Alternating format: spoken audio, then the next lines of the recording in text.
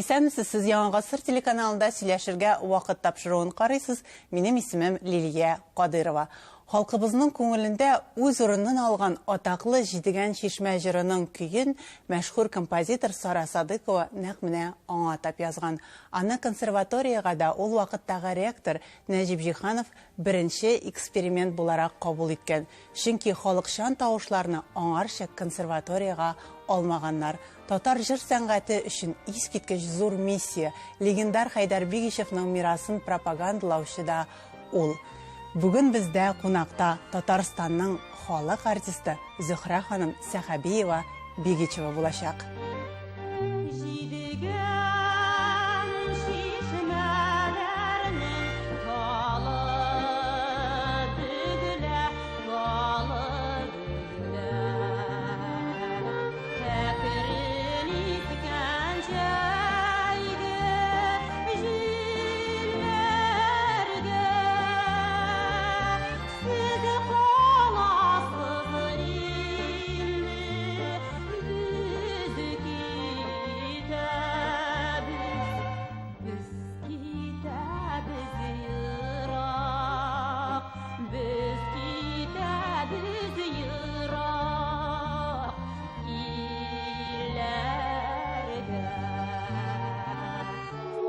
Зөһрә ханым, исәнмесез? Бүген безнең иҗат төркеме бик шат сезне үзебездә кунакта күрергә. Сезгә әлеге чәчәк бәйләмен бүләк итүдән башлыйсы килә.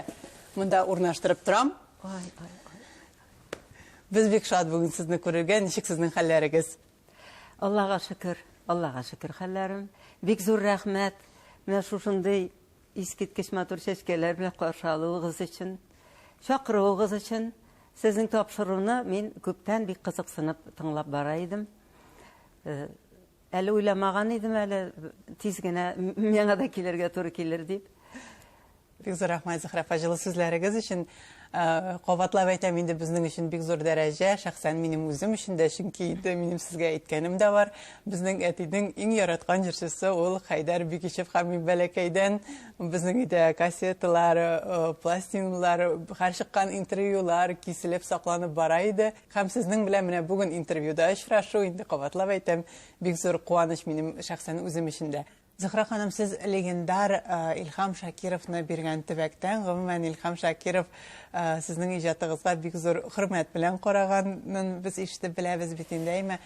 Һәм менә гомумән сезнең балачаклардан ерактан башлыйсы килә, сез 8 төндә үк моңланып үскән бала булгансыз. Нәкъ шулай. Беренче сәхнәгез 8 булган. Мин үземне хәтерләгәннән бирле, әле мине сәкедән төшермиләр иде. Кышның суыкларында, зәмһәри суыкларында димәк әле мин бик каты йөрмәгәнмен дә булып чыга. Үземне хәтерлим, шунда нәрсәдер җырлап утырган. Киләгәнегезне. Илһам Шакировлар, башка кешеләр шулай зурлап, данлап торсалар да, сез үзегезгә карата да, шулай ук Хайдар абый да үз иҗатына карата һәм сезнең иҗатка карата да бик таләпчән булган. Нәрсә белән бәйле булды икән бу? Таләпчәнлек бик зур булды инде безнең икебездә дә. Ул гаиләдән бирелгән тәрбиядән дә килә. Генетикадан киләдер дип уйлыйм. Иң әүвәл генетика бик көчле нәрсә бит инде. Аннан гаиләдәге тәрбия, әти-әни тәрбиясе. Аннары инде остазларың ничек? Кемнәр синең остазларың? Безнең бит остазларыбыз булды дөньяви күләмдәге җырчылар алар, югарылыктагы Зөләйха Хисмәтуллина, Нияз Курамшевич, Нәҗип Гаязович Җиһанов үзе, Валентия Андреевна Ласько, һәм башкалар, Зөһрә Байрашева, Алевтина Миркина, күбиндалар консерваториядагы һәрбер менә коридордан үтеп китү дә анда менә шул хәтле интеллигент, затлы укытучылар кырыннан ул үзе дә тәрбия бирә икәнлеген мин соңыннан аңладым. Масштабларын соңрак аңладыгыз. Һәм гомумән сез бит авылдан киткәндә медицина өлкәсенә укырга киткәнсез, име? Аннан соң әле кайтып, шәфкать туташы булып, авылдашларны дәваларга тиешле кеше булгансыз, ләкин тормыш сукмаклары әз генә башкача үтеп китә. Шулай. Минем әти-әним бик олы яшьтә тапканнар мине. Мин соңгы бала, 5нче кыз. Апаларым инде күптән күбесе чыгып киткәннәр иде читкә, кияүдәләр инде. Мин үземне җаваплы дип хис итеп үстем. Мин земский врач диләр иде, элек фельдшер, акушер авыл пунктларында эшли торган. Менә шунда укырга киттем, Казан медицина училищесына. Онда да бик безне каты укыттылар. Зур врачлар инде пенсиядагылар һәм пенсиядә булмаганнары да. Онда да бик зур белемнәр бирделәр безгә. Безгә хәтта философия фәне дә керәдер, эстетика да керәдер. Анда да зур белем алдым мин, Аллаһка шөкер. Һәм сез ул вакытта ук инде үзешчән музыкаль коллективларда эшләгәнсез. Мин җырламыйча тора алмыйдыр инде шул. Дербышка бистәсендә Рәис Сафиуллин җитәкчелегендә, Рәис Сафиуллин ул бик зур шәхес. Галиаскар Камал исемендәге безнең академия театрында төп концертмейстер иде ул. Оста үз эшенең остасы. Нәкъ менә аның коллективындагы бик күп үзешчәннәр, аннан соң профессиональ сәхнәдә эшли башлыйлар. Һәм сездә искәрмә түгел, опера-балет театры белән бәйләнә юлларыгыз һәм Нәҗип Җиһан сездә зур потенциал күреп, халыкчан тавыш дип консерваторияга ала һәм гомумән искәрмә рәвешендә ала дип укыганым бар интервьюларда. Һәм инде анда сез танышасыз үзегезнең тормыш иптәшегез Хайдар әфәнде белән. Менә әлеге мизгелләрне искә төшерәсе килә, чөнки сез дә Хайдар абый да тамашачы күңелендә шундый зур урын алып торган артистлар. Менә әз генә сезнең менә шул шәхси моментларыгызны, танышуыгызны, мәхәббәт тарихын беләсе килә. Безнең тарихларны сөйләргә дә, язсаң да берничә роман язып булыр иде. Инде минем укырга керүем шуннан да ул мин тыңланырга баргач, март айларында 2 куплетны җырладым да тавышым бетте. Мин чөнки төнге дежурстводан соң 15нче больница клиникада эшләдем. Шуннан соң сорап китеп кенә килгән идем. Алар миңа булай диделәр: "Сезнең тавыш халыкчан тавыш, без халыкчан тавышларны алмыйбыз, без сезгә киңәш итмибез, безгә документларыгызны бирергә" дип әйттеләр. Консерваторияга инде. Консерваторияга килергә киңәш итмибез дип әйттеләр. Инде җылый кайтып киттем. Үҗәтлек тә туды, барбер бирәм документларымны, барбер бирәм дип. Менә шулай булган иде. Һәм җәй көне Аллаһның рәхмәте белән Нәҗип Гаязович Җиһанов мине үзе тыңлаган. Хәзерге зур зал Сәйдәшев исемендәге ул безнең актовый зал иде. Без шунда экзаменнарны, зачетларны җырлыйдык. Аны Нәҗип абый төзегән зал ул. Менә Нәҗип абыйга Аллаһ рәхмәтләр төшсен. Мин һәр вакыт дуга кылам аның рухына. Төшмәдә кергәне бар шат булып. Ул мине кеше итте. Без җәй көне бирдек бит инде имтиханнарны. Көз көне килсәк, без икәү генә уздык. Гариф исемле җегет Минсәләдән һәм мин икәү генә уздык әзерлек курсына. Көз көне укырга килгәч, карыйм, тагын бер җегет, баһадир гәүдәле, шундый шевелюр, бүдрә чәчләр, инде шундый җегет, ул Хайдар булып чыкты, ул Хайдар икән.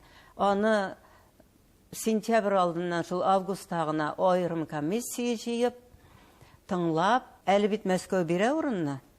Нәҗип Гаязович ул Мәскәүдә дә бик дәрәҗәле зур кеше иде. Ул бер урын тагын яулап алып, бер урын булдырып, Хайдарны алган август айында. Аны тыңлаганнан соң инде. Һәм сез шул уку йорты кысаларында инде эшә укый башладыгыз. Эшә укый башладык. Менә беренче тапкыр Хайдар абыйга бу минем кешедер дип уйлаган моментларыгызны хәтерлисезме? Юк, андый уй башымда да булмады.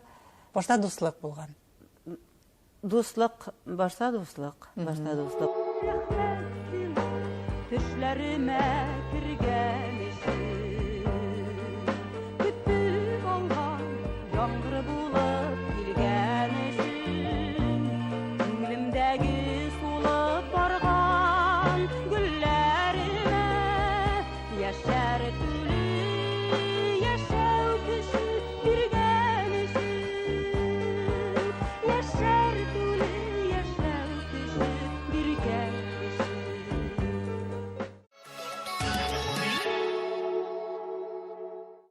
Әлеге мизгилләрдә тапшыруыбызның генераль партнеры Омикрон клиникасын искә алсак та урынлы булыр. Омикрон клиникасы сезгә тормышны барлык матур төсләрендә күрергә ярдәм итәчәк. Ышанычлы клиника заманча медицина җиһазлары, күз күремендә алау бары тик 12,990 сумга һәм бик күп канәгать калган пациентлар. Омикрон клиникасы Казанда Зенин урамы 1-нче йорт адресы буенча урнашкан. Рәхим итегез. Bir интервьюда хатирәләрдә укыганым бар. Индер конкурста Хайдар Бигешев һәм Илхам Шакиров жюрида булалар.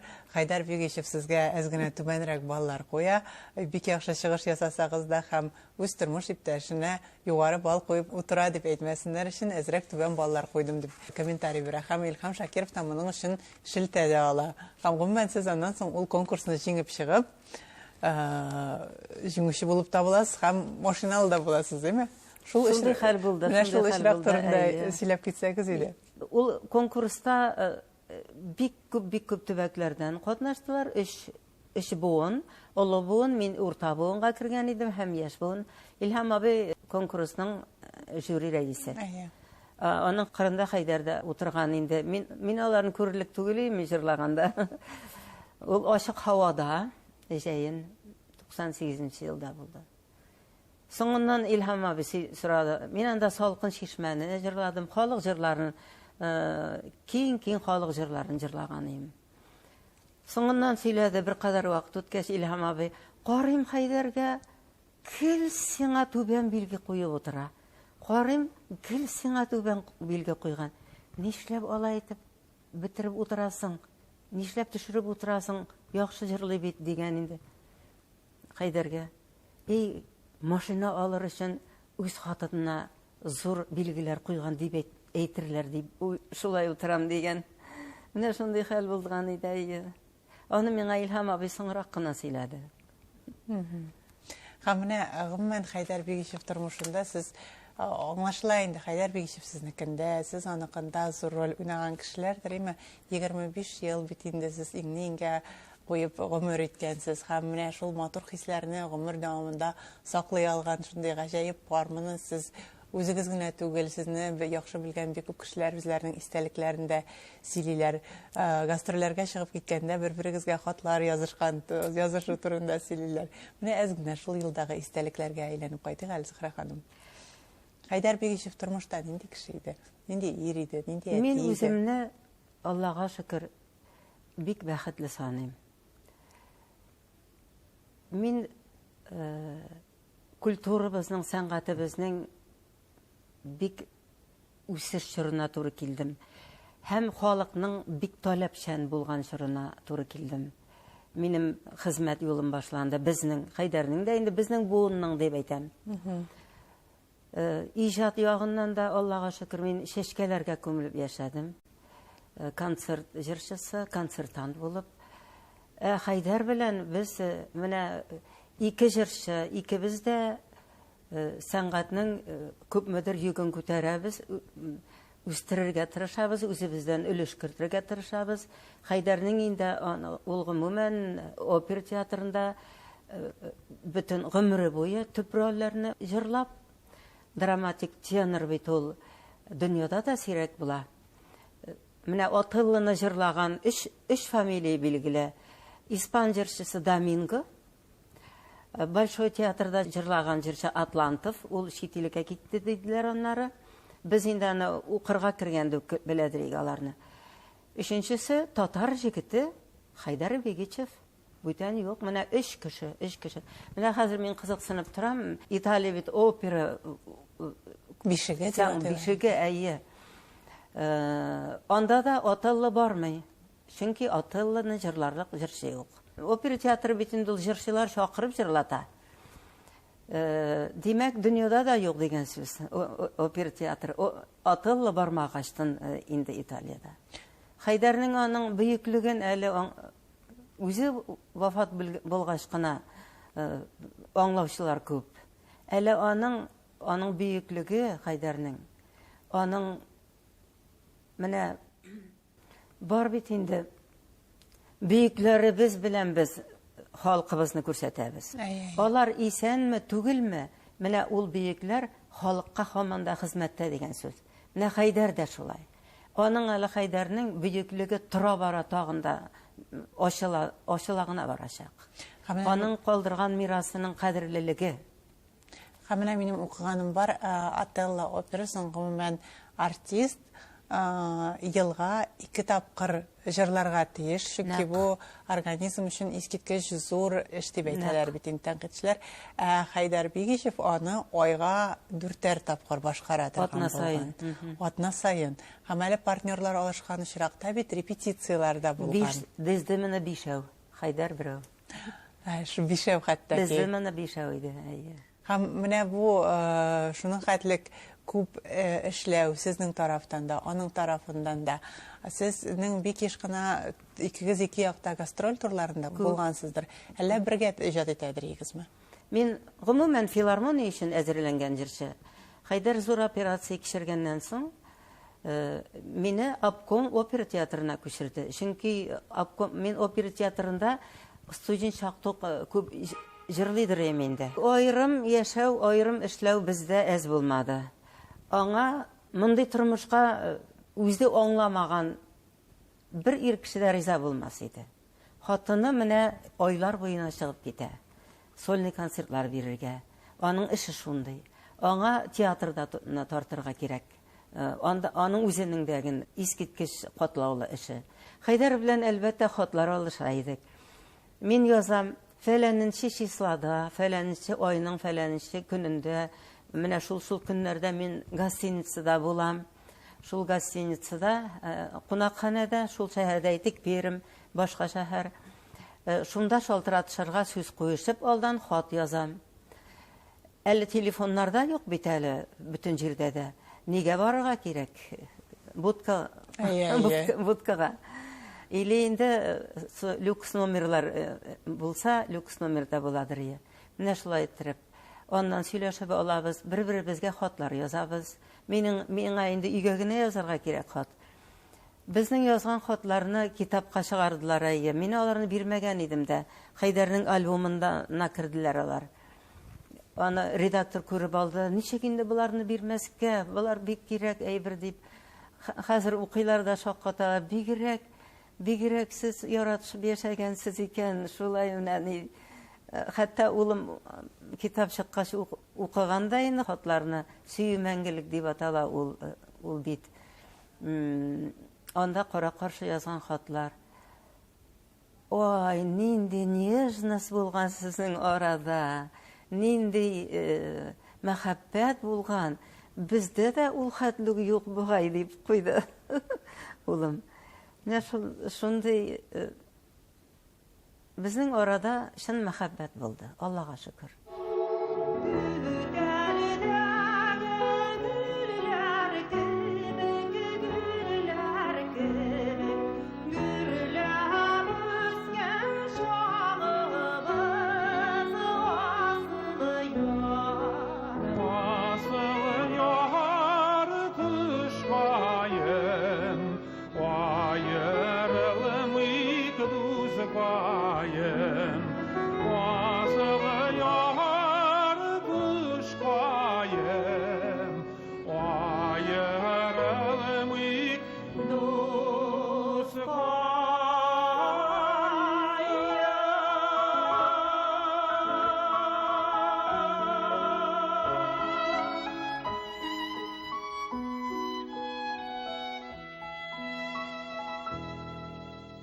Ikiniz de şulay gürlәп, иҗатта эшләп торсагыз да, улыгызны сез иҗатка тартмагансыз, теләмәгәнсезме инде? Ни өчен шулай булды, Зөһрә ханым? Ул кичкенәдән бик яхшы җырлый иде. Бик слухы яхшы иде. Без аны укыттык, фортепиано буенча музыка мәктәбен бетерде ул. Үзе теләсә алга таба, теләсә аның инде базасы булсын дип. Үзе теләмәде ул, үзе теләмәде. Әле безнең мәшәкать тормышны бик күрде инде ул. Менә хәзер сөйләп күрсәтә ул мине ничек сагынганлыгын. Менә күңелләрем тула. Шуңа күрә дә ул менә күңел моңы баранда. Ничек күңелле ул тыштан ул Хәйдәр кебек бик җитди, Тыштан караганда күңеле бик нечкә аның. Аннары Хайдар әйтте, беләсезме, сүзгә искә калды минем. Безнең илдә әле профессионализм тиз генә кирәк булмаячак диде. Алдан күрә белә торган Хайдарның шундый аның сыйфаты бар иде. Ул операдан буш булган чакларда без зур концертлар бирәдер икебез бергә, төрле шәһәрләргә. Анда хәзер менә халыктан менә шундый ни килгәнне хәтерлим. Хайдар, әйтегез әле, сез кем? Кешеме, әллә пәйгамбәрме дип язган иде. Менә ул билетның теге ягына язган, шуны җибәргән. Хайдар миңа әйтә иде, концертны син башла әле. Менә минем җырлыйсы бик килеп тормый. Син җырласаң, мин сине тыңлагач, менә җырлыйсы килү туа миндә дип. Мин аңа илһам биргәнмен булып чыга. Һәм менә сезнең чорда иҗат иткән бик күп кешеләр дә Хайдар сезне озаграк күрми торса, аннан соң сез килеп кергәч, ай, кояш чыкты, кояш дип әйтә торган булган. Шулай, ал миңа йөрәгем, кояшым, бик матур сүзләр, тыштан бик җитди булган кешедән әле андый сүзләр көтмисең дә көтмәскә дә мөмкин дип уйларга мөмкин.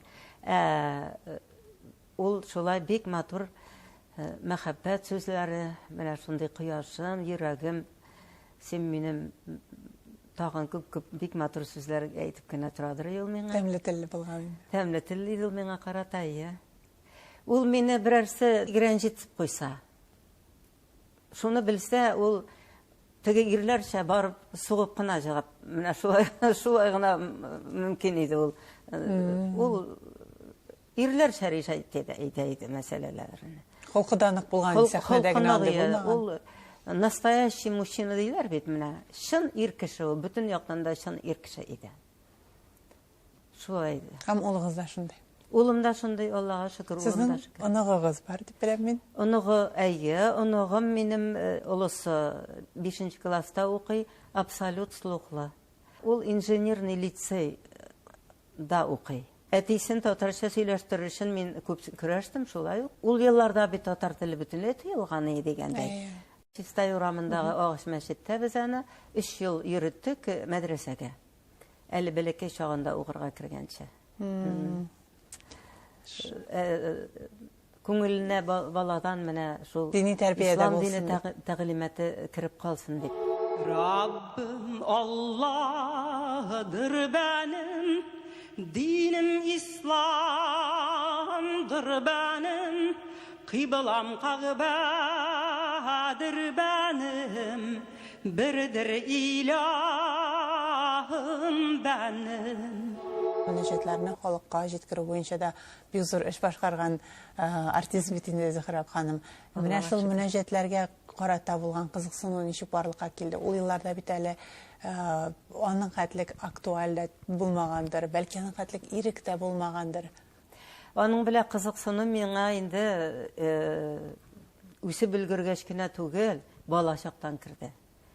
Әнисе белән, ана каны белән.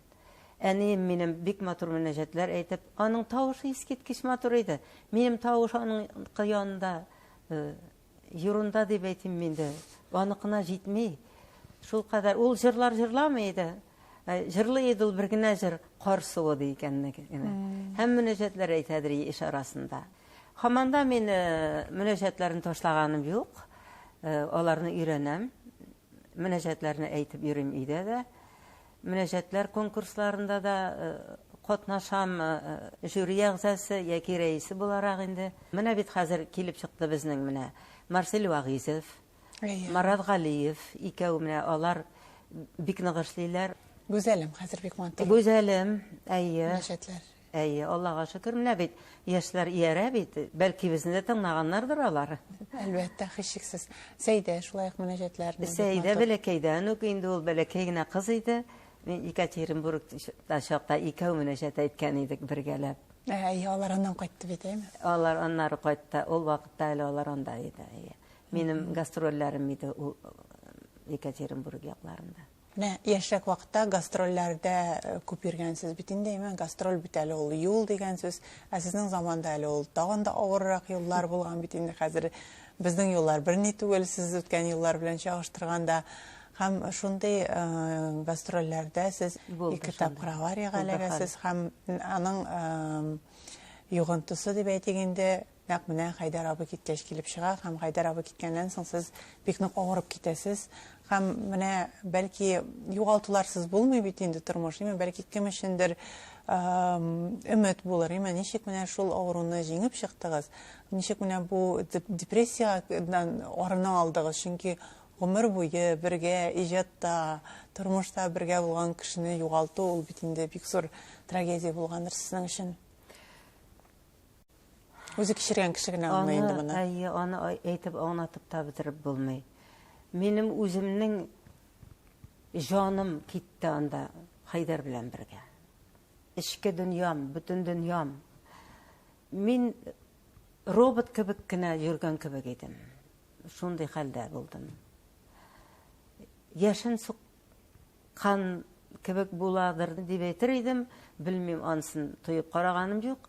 Менә эштә янган утны аны аңлата торган түгел. Менә аңа бер мизгел түзерлек түгел. Менә шушы тәмук уты, шушы минем ишемдәге янган ут кебек булса, аңа чыдарлык түгел икән дидем мин. Кайда гына булмаган җир калмады бит инде. Bütün хәзерге якын зарубежье илләрендә Үзбәкстан, Казакстан, Кыргызстан, алар берсе дә калмады бит инде. Аларда анда татарлар бик күп яши. Аларның bütün шәһәрләре, авыллары, без барысына да татарча хезмәт күрсәтеп яшәдек. Хайдар белән инде без шулай күп йөреп калдык. Аллаһ Тәгалә кушкандыр инде.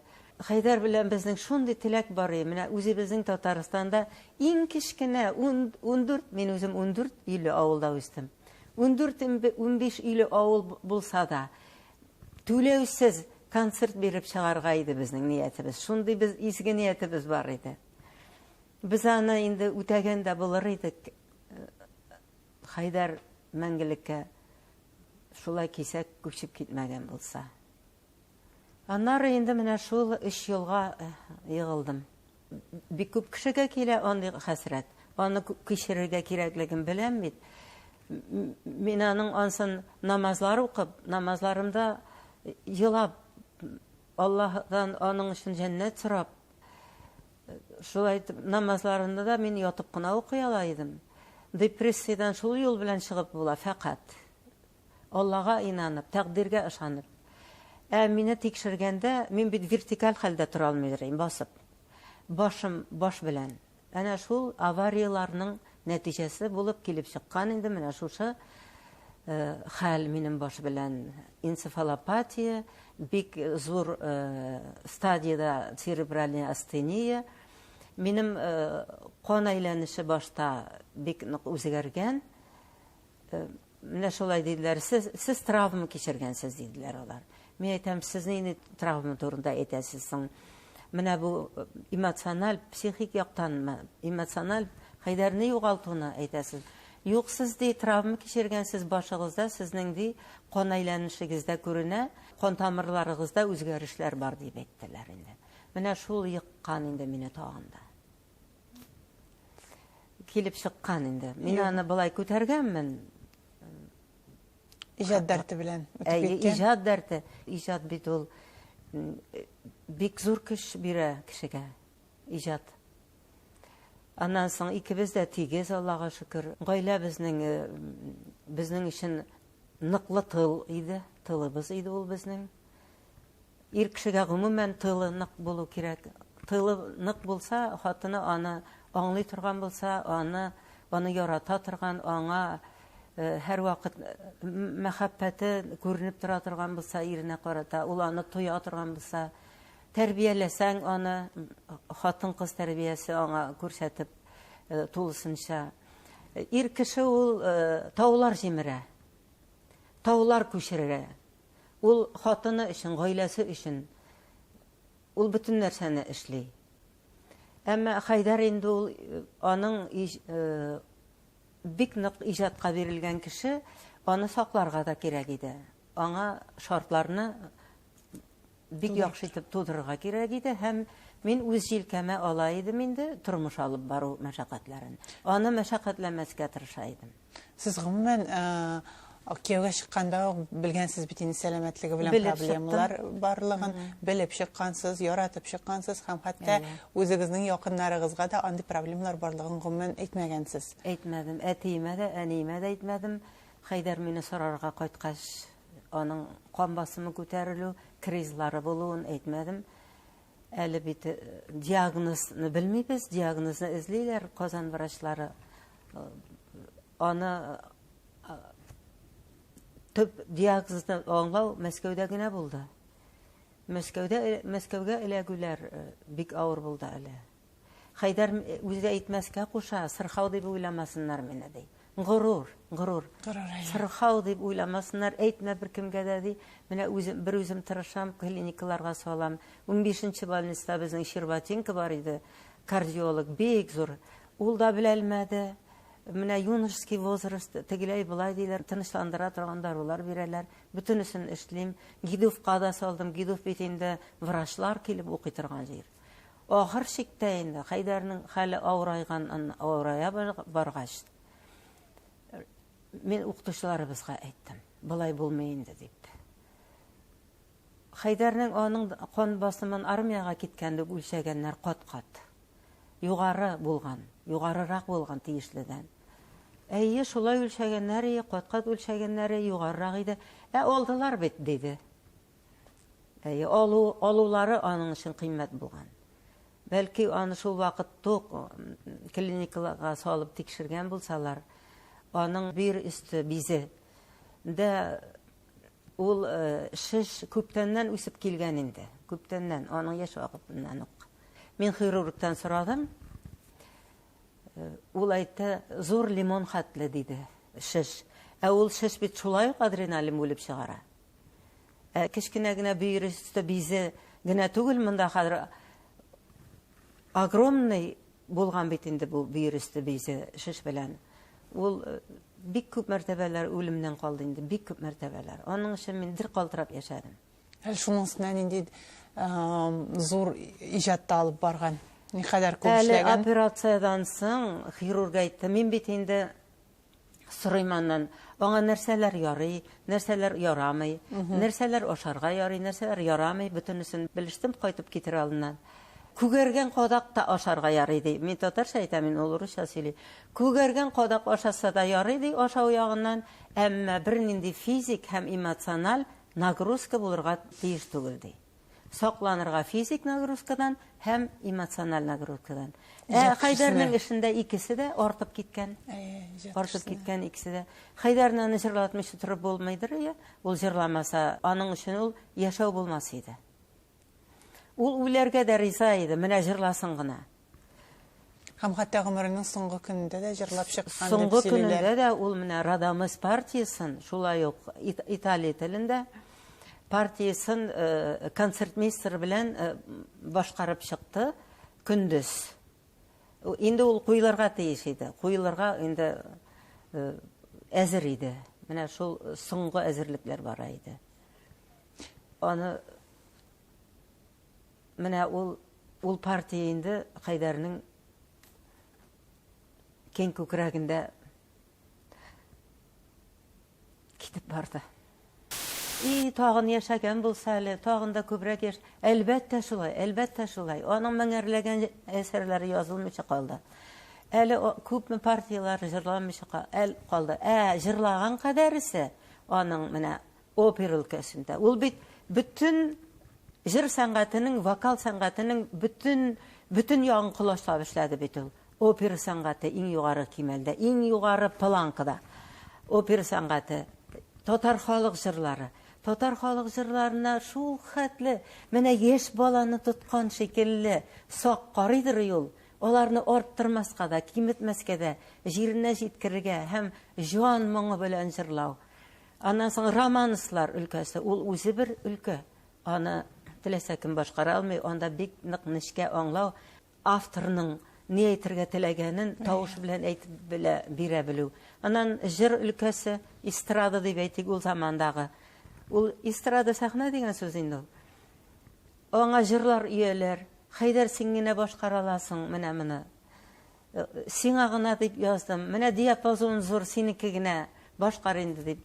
Миңа күп җырлар китерәләр. Безнең аларны без барсында эшкәртәбез башта. Хәйдәр менә җырда анда бер генә изюмин күрсә инде, менә бу үзе шән композитор дип тормый, ул аны шедевр дәрәҗәсенә җиткерә. Шедевр дәрәҗәсенә, классик дәрәҗәгә, дөньяда калырлык, тарихларга калырлык дәрәҗәгә җиткереп бирә иде. Санала ул композиторныкы дип әйбит. Хәйдәр аны үзе эшләгән була. Минем дә бик күп җырларым шулай. Үзем эшкәртмичә чыккан җырлар бик әз. Безнең килеп куйым инде. Безнең фатир җыр эшкәртү фабрикасы кебек була иде инде. Безнең иҗаттан туктап торган булмады. Гастрольләр, опера, өйдә булган чакта җырлар өстендә эшләү.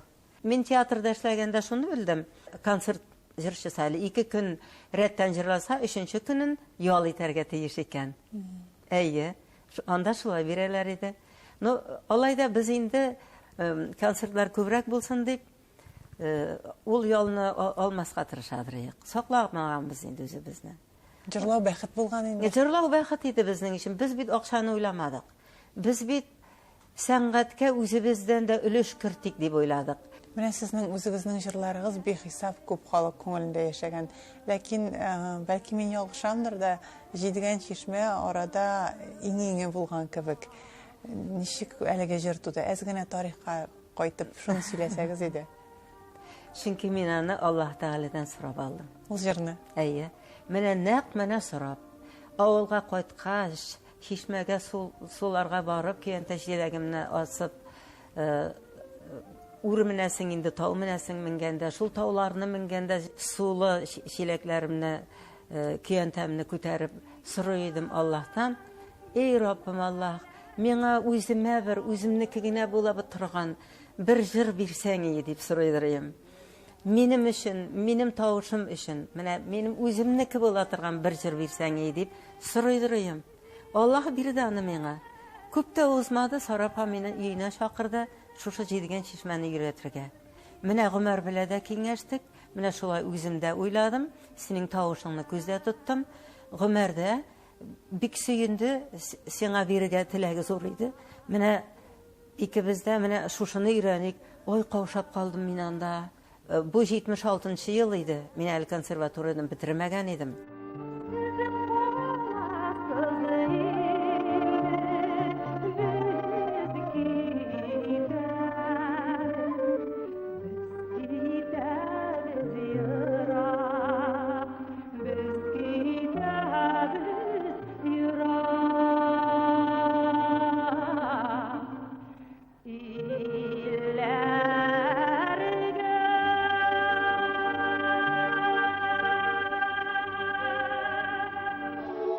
Сарапаның үзенең концертлары белән йөри идек. Мин эшләгәндә опера театрында концертта бер бүлеге Сарапа җырлары гына була иде. Мине бер дә калдырмыйдыр инде, яратадыр, үз кызык кебек кичкенә сандугачым дип хатлар язадыр. Сезнең күзегез яхшы күрәме? Күзләрне хәзер кулай бәядән бик яхшы табибларда дәваларга мөмкин. Операция 12 минут эчендә ясала. Зинин урамы 1нче йорт адресы буенча урнашкан Омикрон клиникасына рәхим итегез. Тулырак һәм актуаль мәгълүмат белән omikron.kzn.ru сайтында таныша аласыз. Менә мирасны яшьләргә тапшыру дигәннән күптән түгел җырлык әле тапшыруы чыкты. Сез анда катнаштыгыз. Бик күп республикабызның танылган музыкантлары катнашты, алтын тавышлы егетләре катнашты. Һәм гомумән әлеге тапшырудан нинди тәэсирләрегез калды, Зөһрә ханым? Миңа шалтыраттылар бик күп. Рәхмәт сүзләре әйтеп, бик яхшы тапшыру булды. Бик яхшы җырчыларны чакыргансыз. Хәйдәр Бигичев юлыннан бара торганнарны, зур җырчыларны чакыргансыз дип. Хайдарга багышланган ул беренче булды, иң беренче. Аннары әле ул Сарапа турында, Рәшид Вахапов турында, 3 Гылыйба. Менә алар барсы да бит зур шәхесләр, аннан соң хәзер яшәп ята торган шәхесләр түгел алар. Алар турында мәгълүмат табарга кирәк, һәм ул мәгълүматлар аларның дәрәҗәсен күрсәтәлерлек булсын. Бу яңартылганрак дип та бит инде. Менә 3 зур шәхестән башлады. Динәнең уе минемчә менә шулайрак юнәлештә эшләү. Динә бит ул зур белемле, Казан дәүләт консерваториясын бетергән, белемле, музыканы яхшы белә торган, һәм җырчыларны да, музыкантларны да яхшы аңлый торган, ишетә белә торган шәхес. Очраклы рәвештә генә ләкин кеше түгел ул бу тапшыруга. Әлбәттә, инде сез аны ТНВ җитәкчелеге очраклы рәвештә генә аны чакырмаган, әлбәттә. Мин аны аңладым, бик тиз аңладым. Һәм дине эшли алачак дигән уйга килдем. Нигә килдем мин нәтиҗәгә? Һәм халыктан бик күп рәхмәт сүзләре һәм мактау сүзләре ишеттек. Мин Сара ханым Садыкова турындагысында карадым, Рәшид абый Вахапов турындагысында карадым. Алар да бик яхшы булдылар, бик яхшы. Шуннан да бу менә безнең үткәнебезне, үткән мирасыбызны бүгенге көнгә кайтарып бирү, киләчәккә тапшыру. Менә бу тапшыруларның, шушы 3 тапшыруның максаты шушы иде. Һәм бу максатка ирешелде дип уйлыйм, Аллага шөкер. Рәхмәттән башка сүзем юк. Алып баручылар да үзгәрде бит инде. Алып баручылар ролендә ничек кабул иттегез? Әле бит бу дебют безнең телеканал өчен генә түгел, гомумән татар сәнгате өчен әлеге алып баручылар. Алар бик яхшы алып бардылар. Һәм ул әле тагында яхшырак булачак, иншалла. Илнур бит ул Татар дәүләт академия театрының драматик рольләрендә образлар тудыручы, күренекле артист. Әйдәп баручы бу. Әйдәп баручы бүгенге көндә артист. Сүзләрнең бик матур, чиста яңгырашы. Ул бит инде татар теле белгече, Камал театрында эшләгәч. Динәдә дә шулай хатын-кыз мөлаимлыгы, үзенең чибәрлеге дә, аннан соң ул бик зәвыклы киенә дә шулай ук. Консерватория тамамлаган җырчы буларак, ул да артык сүзләр ышкындырмаячак. Кирәклесен генә әйтәчәкләр алар. Алардан без төпле фикер, матур сүз, культура һәм профессионализм күрүне өмет итәбез. Мин менә шулай карыйм. Һәм аны аңлаган халыкта шулай дип уйлый. Һәм гомумән һәр иҗат кешесенең, һәр алып баручының бит инде кадере нәкъ менә уникальлеге, алар бер-берсенә охшаган булырга тиеш тә түгелләрдер бәлки. Әлбәттә, әлбәттә. Бик яхшы табыш дип уйлыйм мин аларны бу тапшыру өчен. Бик зур рәхмәт. Сездән мондай олы бәяне ишетү безнең өчен бик зур бәя, Зөһрә ханым. Бик зур рәхмәт. Рәхмәтегезгә рәхмәт.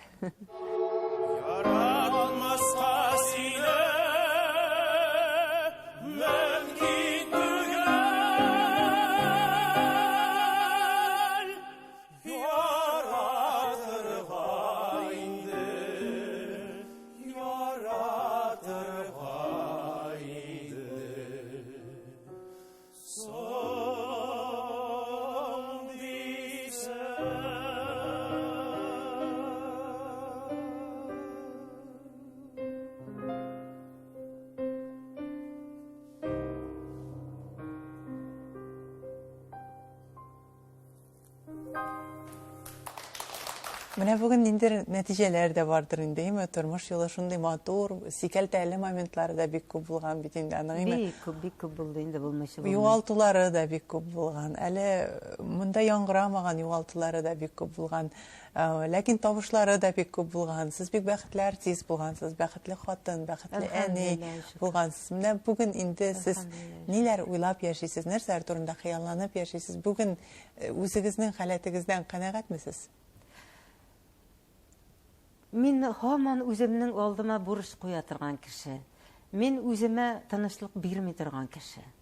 Минем бар әле бик күп хыялларым.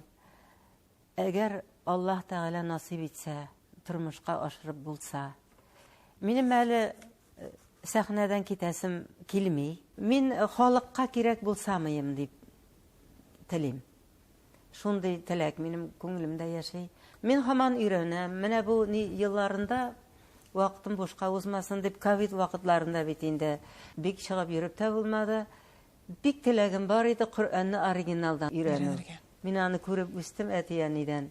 Мин ипләп кенә, әкрен генә артка китә, яңадан алга бара, үземне дөресли итәргә бик ашыкмыйча гына Коръәнне оригиналдан укыйм хәзер. Аллаһка шөкер. Аллаһның рәхмәте генә инде бу. Зөһрә ханым, бик зур рәхмәт сезгә бүген менә шулай килеп, хатирәләр белән уртаклашканыгыз өчен. Бәлки бик авыр булган моментларында кагылганбыздыр без бүген. Аның өчен дә дөнья бит төрлечә була тормышта. Матур хатирәләрегез белән бүлешкәнегез өчен бик зур рәхмәт. Алдагы көннәрдә дә әле күрешүләр насыйп булсын. Сезне һәр вакыт күрергә без шат. Мәсәлән, кыш көне Болгар радиосы концертында сезне күреп бик шундый рәхәт булган иде күңелгә, чөнки безнең әти-әниләре безнең яшьлеге булса име, безнең исә инде сез бала чагыбыз җырчысы, сезнең җырларыгыз үзебезнең бала чагыбызга алып кайта сезгә. Аллаһ Тәгалә әле иҗат итәргә, матур итеп яшәргә, алдагы көннәрдә көч һәм сабырлык бирсен. Бик зур рәхмәт сезгә. Бик зур рәхмәт үзегезгә дә. Менә сез әле безне тыңлап үскәнсез. Әле балалар гына булган, әле яңа гына туган балалар үсеп, менә хәзер шушындый зур эшләр башкарасыз. Безнең телебезне үстерү, гомумән татар халкының мәдәниятен үстерү, безнең ТНВ бик зур роль уйный бит. Бик зур роль уйный. Бөтен дөнья карый ТНВны. ТНВдан карап кына беләләр хәзер. ТНВ Татарстан, ТНВ планета. Бик яхшы эшләр башкарасыз, зур эшләр. Бөтен тапшырулар мәгънәле, мәгънәсез бер генә тапшыру да юк. Алар барысы да кирәкле халыкка. Сезгә бик зур рәхмәт. Бик зур рәхмәт, Зөһрә ханым. Җылы сүзләрегез өчен безнең өчен инде кабатланып әйтәм, бик зур бәя сездән. Нәкъ менә шундый сүзләр ишетеп, бик зур рәхмәт.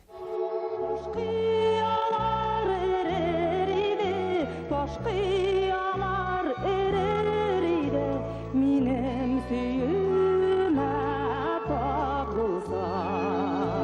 Минем сөюмә табылса. Минем сөюмә табылса.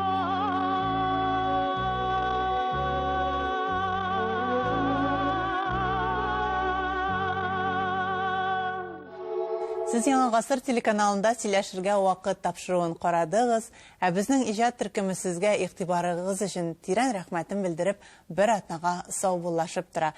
Исән-имин булыгыз, тормышны яратып яшәгез.